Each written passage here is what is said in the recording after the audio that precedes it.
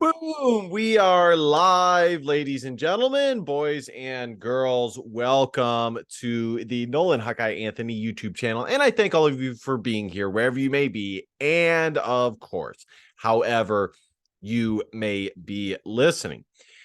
There's a few things to get to today. I actually have the time to dive into it finally.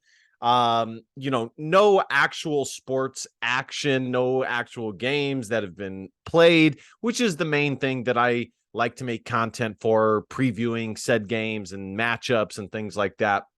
We have had the football depth chart released, which we will dive into. We have had the Big Ten media days take place. As I get older, the timeline seems to speed up between seasons and all of the. I remember there was a time where it seemed like an eternity for this stuff to occur, for the season to finally be here. Basketball has met with the media as well, the Iowa media. And there are a few things that I want to touch on there, maybe a little bit of Iowa recruiting. And without further ado, let's get into this. As far as Iowa football goes, the depth chart, let me see if I can get it pulled up here. It's anytime you're dealing with Kirk Ferentz, you have to temper your reaction to things like this, like the depth chart, because, even at the media day, the Big Ten media day, Kirk Ferentz kind of, was not kind of, he was very lighthearted about it, as he always is. If you went by him and his reaction, you would think that he couldn't give a gosh darn about the depth chart at times, that it means absolutely nothing. And, for the most part, he's kind of right. It doesn't, what matters is the actual season. Now, it does provide us with a little bit of insight where things currently stand. And as for the Iowa football team, it gives them an opportunity to maybe kind of motivate some guys. And I know that is the primary tactic that the football team or the coaches are utilizing here. So at wide receiver, you have Nico Reganey, aka Nico Rajani, aka Nico Ragaini. At wide receiver, Reese Osgood, walk on, which that actually is surprising to me because there seem to be other walk-ons at the wide receiver positions, a wide receiver position that were doing better than Reese Osgood. But nonetheless, good to see him on there. Jacob Bostic making his appearance. Tight end, not surprising at all, Luke Lachey, aka Luke Lackey, Eric All, Addison Ostranga. Left tackle, Mason Richmond and Jack Dotzler. Very good and very promising to see Jack Dotzler on there. I'm not the least bit surprised by it. I mean, coming out of high school, he just seemed to have the exact the type of guys that Iowa seems to do really well with across the board, but specifically at the offensive and defensive line, is guys who are a little underweight, and maybe play a different position like tight end, or, Brandon Sheriff played quarterback, things like that.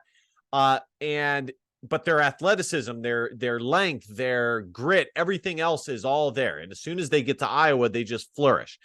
And Jack Dotzler absolutely seemed like that guy. He's mammoth, 6'6", 6'7", 295 pounds. Mason Richmond is a behemoth too. I think he is the guaranteed starter at left tackle. I think really him and Logan Jones are the only guarantees. Nick DeYoung is the starting left guard. That is definitely a little surprising over Connor Colby. Listen, guys, when it comes to Iowa football, I've talked to you guys about this before. You have fans who value the players, the individual players more so, and you have fans who value the team, the success of the team more. And I'm definitely somebody who values the success of the team more. So whatever player needs to be out there for the team to be the most successful, that's what I'm going with. Now, with that being said, I can almost guarantee that this is being used as a motivating tactic when it comes to Connor Colby, because at the media day and Kirk Ferentz availability, he had nothing but positive things to say about Connor Colby, that he's really going to make a lot of growth, that, that in modern day football, players are expected to play freshman, sophomore years, but they're still just really kids. And, it doesn't start until their junior year that they start to become men, that sort of thing. But on the flip side, guys, conversely, I would not be stunned if Nick DeJong is the starter, ends up being the starter. I mean, the guy definitely has a ton of experience on the line, former walk-on out of high school. So, I would not be stunned if he wins the job. At center, this is a little bit surprising. Logan Jones, of course, is going to be there, which Kirk Ferentz was glowing about him for the most part. But Tyler Ellsbury at center, I thought that it would be Michael Myslinski, the center out of Florida, which was a massive recruiting win for the Hawkeyes. I believe he was actually committed to Texas before decommitting and picking the Hawkeyes. And I was expecting to see him on the two deeps, but we see Tyler Ellsbury, another really good recruit. Tyler Ellsbury was actually rated higher than Michael Myslinski by a lot of the services. So, we'll see what happens there. Another guy that Iowa gets out of the state of Illinois. At right guard, we have Bo Stevens and Rusty Feth. Now, it's really tough for me because I think Bo Stevens has a lot of athletic ability and a lot of upside. And, time will tell if that will come to fruition on the football field. But I just, there's no replacing experience. And Rusty Feth, even though he played at the MAC level, this dude has massive experience under his belt coming out of Miami of Ohio, and there's a reason the Hawks went and got him.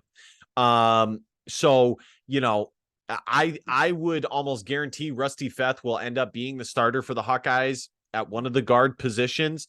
But Bo Stevens for now is holding that spot down. And then the real surpriser, not surprising if you really pay attention to Iowa football and you've seen the success outside of football that Jennings Dunker has had with the hay bale toss and stuff like that. But he is the starter. And there's been some very positive reviews about him, that this guy is very athletic. And he was actually, I believe, the first commit in that 2020 or 2020, 2021 class. I can't remember exactly which class he was in. And of course, transfer portal, Dejon Parker is the backup. So we'll see what happens there. My final analysis when it comes to the offensive line, especially with the two newcomers, is very simple. Like I said, I care about the team the most. And ultimately, this is just a working piece of paper that is very much subject to change. Ultimately, the thing that matters is competition. Competition breeds results. And the influx of two transfer portal targets, very good transfer portal targets, mind you, is going to be good for this offensive line. And I am very optimistic about Iowa's offensive line, and not just the Cade McNamara aspect, but the offensive line. And my optimism regarding them is why I am very confident that Iowa is by far the favorite to win the Big Ten West. I don't think it is close. I think Iowa by far has the most talent on in the Big Ten West. I think Iowa is a top 4 Big Ten team across the board. They have talent up there with the big boys, Ohio State, Michigan, and Penn State. And ultimately, one of the two things that have been missing is the offensive line, which is very surprising because Iowa breeds offensive linemen. So I am very optimistic about this offensive line. I believe they finally have the talent that they need to play at the level that they should be playing at. Now, moving on along here, we have Deontay Vines as the starter. That's not really surprising. Alec Wick as the backup. The two names that we obviously don't see at the wide receiver position would be Caleb Brown, transfer from Ohio State, former high 4-star wide receiver out of the state of Illinois, and Seth Anderson. So, we'll see. Seth Anderson and Caleb Brown will almost certainly be contributing members to this football team this year. How much? We'll see. I don't, I am not like the Iowa media. I'm not going to get your guys' hopes up too much. Is landing Caleb Brown a big deal? Of course it is. Is he talented? Damn straight he is. But he's still young and he does not have a ton of game experience at the Big Ten level. So we'll see. Whereas Deontay Vines and Nico Ragaini absolutely do.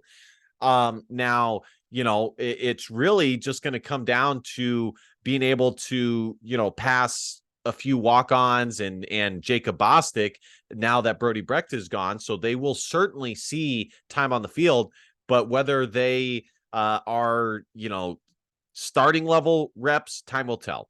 I would err on that side, but again, don't be too surprised if guys, to be perfectly blunt with you as Iowa fans, you should not even be surprised if the early couple of games, we don't see Caleb Brown and Seth Anderson very much. I mean, they play, but they don't see as many targets. I mean, I am still very bullish on this Iowa Hawkeye offense and Brian Ferentz. And I absolutely do not want to get your guys' hopes up because, the only change that we have seen when it comes to the Iowa offense is two things. One is Iowa's willingness to go to the transfer portal, which leads me to change number 2, Cade McNamara. Okay. That's it. But as far as the scheme, only time will tell. Iowa's attitude, while morphed a little bit, I was reading an article about who Iowa had, who Iowa took to Big Ten Media Days. And the article made a very good point that if Iowa really wanted to make a splash and make a statement that they were changing, that the offense was changing, therefore the team was changing ever so slightly, they would almost certainly have had Cade McNamara at the Big Ten Media Days. Now you can say, well, Nolan, the Iowa team basically votes on who goes and who their team leaders are and things like that. And all of that is true. All of it is true. But you really expect me to believe that Cade McNamara isn't somebody that the team considers a leader after everything we have heard about this guy, from Iowa players, from Michigan players, from everybody who is associated with him? That is definitely a way that they could have made a splash, is by sending Cade McNamara to Big Ten Media Days to be the face, one of the faces of this Iowa Hawkeye football team. Now, it didn't happen, so here we are. So, now, is it the end-all be-all that they didn't send him? Of course not. Of course not. But I think it says something. I do. So, again, I kind of got off on a tangent there, but overall, guys, I want you guys to tempt your optimism, really, because, we have seen time and time again, multiple years, where, especially these past 3 years, and I've fallen victim to it myself, where we go, oh, they're definitely going to change because they have to change. They're definitely going to change. They're doing this, and the Iowa media starts, pumping out articles after article after article on how the offense is changing, the new plays, the new scheme, yada yada yada. And then we see in the season that's just not true.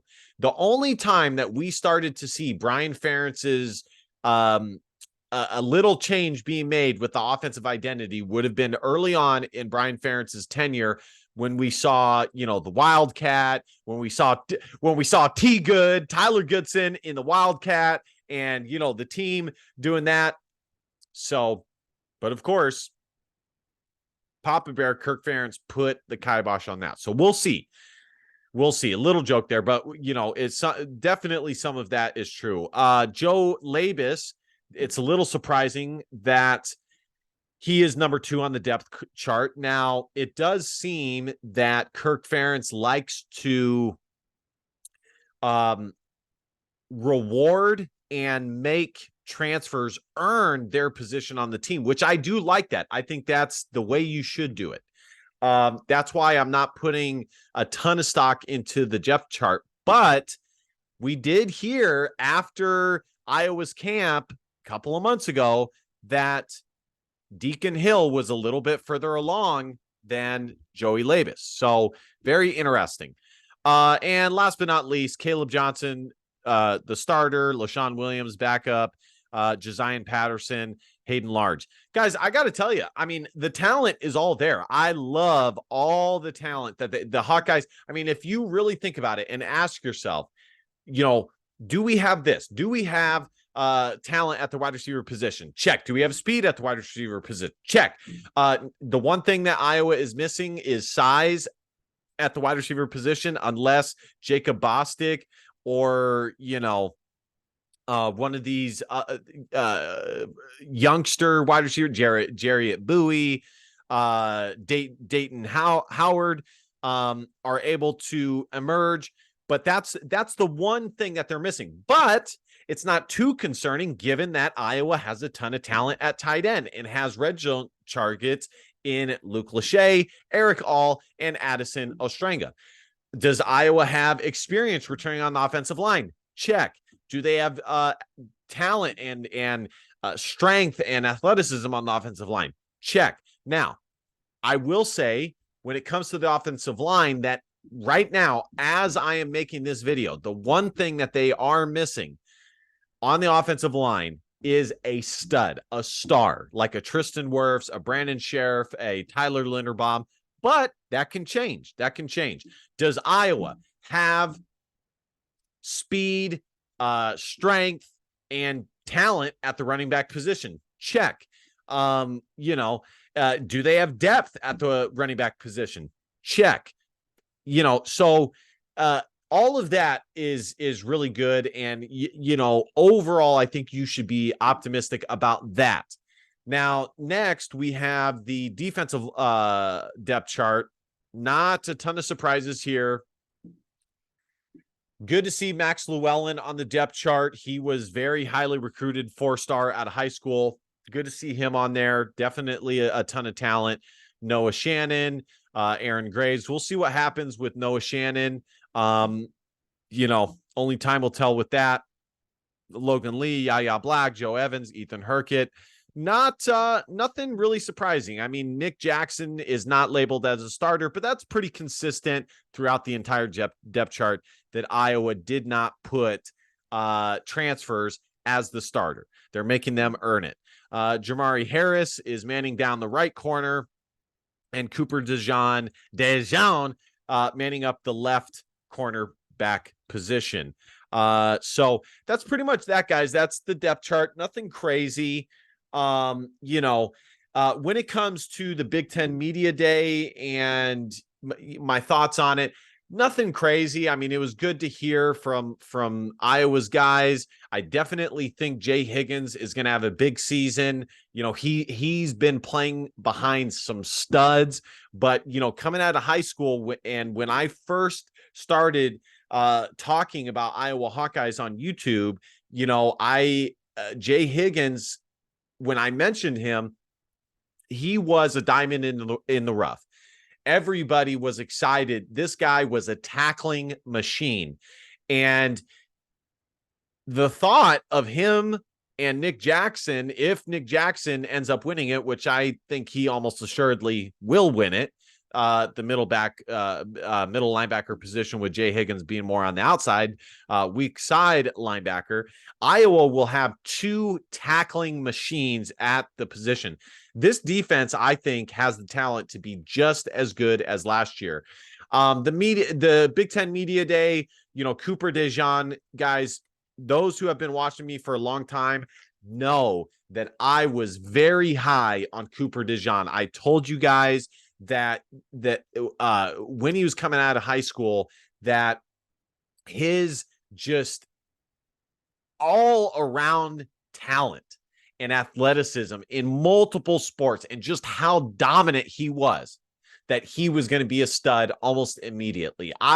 He is one of the most, he is easily one of the most sure thing recruits that, for me at least, that Iowa has had in the past 5 years. I mean, just almost, there was no doubt in my mind that he was going to come to Iowa and immediately be successful. So it is good to see that. Like I said, Noah Shannon, we'll see what happens with that.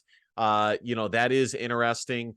But again, not only time will tell whether he is guilty or not of the sports gambling. I just want to point this out to you guys. You guys should go check out this Media Day video. I think it's a cool video. I'm not going to play it because I don't want to get copyright stricken by the music. But, it's always good to go and check out some Hawkeye content. Last but not least, I just wanted to touch on the Iowa men's basketball team. I am very optimistic about this class, freshman class that Iowa has coming in. I think it's way more talented than the rankings would indicate. Even though by and large, top to bottom, it's definitely one of Fran McCaffrey's best classes that he has put together. Let me see if I can go ahead and get it pulled up here so you guys know, exactly who I'm talking about. Let's just go ahead and type in Peyton Sandfort here. The one that I was not too sure about was Lajai Diamine. There wasn't a ton that I had seen a few highlight videos, but just not a ton. And he is the one who shined the most. Just this massive rebounder and doing great. So I'm even more optimistic now after hearing that. On the flip side, though, Fran McCaffrey definitely has a habit of hyping guys up far more than they should be. We saw that with Andrew Fleming, the shooting guard. Man, did Fran McCaffrey hype him up. We've seen that a few times. But I'm optimistic about that. I think Brock Harding is going to go down as one of the best Iowa point guards to ever do it. I'm very high on Brock Harding. Way back when Iowa only had Owen Freeman, I said in my Owen Freeman commitment video that I wanted, and I said in a few other videos that Iowa needed to offer that kid now, Brock Harding, and they ended up doing so. So thankfully, the Iowa men's basketball team listened to me and finally did that. So, man, you guys should check out his highlights. I mean, he has a complete game and he is way more athletic than he gets credit for. I've said, he's a cross between, I would say, Jordan Bohannon, he definitely has good shooting ability, not Jordan Bohannon level, but still very good. And, you know, an Aaron Eulis or, you know, a more quick guard that can get to the rim. So Price Sandfort headlines the class, 91, 6'7". We'll see what he can do. You know, the main thing that I really like is that the class has kind of this harmony. Like, you know, Brock Harding went to the same high school as Owen Freeman, and Owen Freeman just reminds me of like that guy, that 6'10" athletic guy, moves really well for his size, just a guy that will really thrive in Iowa's up and down system. And he already has the connection with Brock Harding. I'm very optimistic about this class. I am. And overall, when it comes to the Iowa basketball team, with them landing Ben Krikke, I think that this Iowa men's basketball team can be an NCAA tournament team again. It does. Aaron Eulis leaving isn't the biggest deal in the world, but it would have been nice to have him as a depth piece. Now, ultimately, if Dasonte Bowen really does raise the level of his game and Brock Harding can come in and contribute immediately, Iowa will be just fine. You know, because basketball is different from football in that there's only so many minutes to go around. There's only one ball. Now, football only has one ball too, but you can play a lot more guys in football. A lot more guys can be impactful to the overall success of the team. In basketball, you know, you only have 5 players on the court and one ball to go around. So, you know, but ultimately, Tony Perkins headlines the guard group, and I would dare say that Tony Perkins is the best player on the Iowa basketball team. You know, it's really Ben Krikke that I think that's what most are hoping will happen, that he will be Iowa's top offensive threat. But Tony Perkins is 1B. I mean, he is. I definitely expect him to have a big season. So, you know, next season for Iowa men's basketball will depend on a few things, but I think the ceiling for that team is high, like we have seen but I'm tired of saying that when it comes to Iowa basketball. I've said it so many times that their ceiling is high, but I do really believe that with this team because of the influx of young talent. And I think, you know, on one of the interviews I listened to from one of the Iowa basketball players, I think it was Dasonte Bowen who said that this team is more athletic than last year's team. And I agree with that. I really like Evan Brahms coming in and providing that leadership. He's already played at the Division I level. He's very athletic, and I think he's going to provide Iowa the defensive ability that they desperately need. So very, very optimistic. Lastly, guys, Iowa football recruiting, the class is pretty much full. There's one target at the moment that's remaining on the board, safety Xavier Lucas out of the state of Florida. You know, we'll see what happens with that. You know, I think Iowa definitely has a shot to land him. But even if they don't, Iowa, I think this will end up being a top 35 class.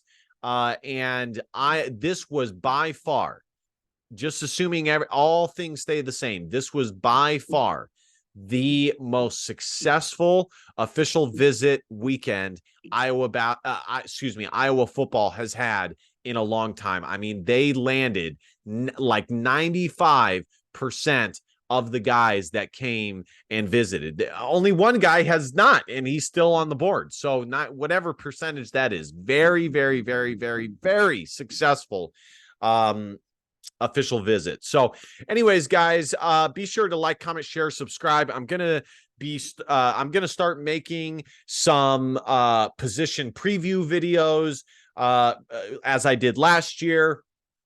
Do some fun videos like, you know, what what stats do Cade McNamara need for the Iowa Hawkeye football team to be successful, for them to be a 10-plus win team? Something like that. I'll give my predictions of the Big Ten and how I see it shaking out, and my prediction for the Iowa football team as a whole. So stay tuned for that. I definitely want this channel to get up to 2,000 subs by the time the football season starts. So be sure to smash that subscribe button. And last but not least, DBAP, don't be a pussy willow. Facts or feelings, because your feelings just don't matter. Love you guys. See you guys next time. Go Hawks. Bye-bye.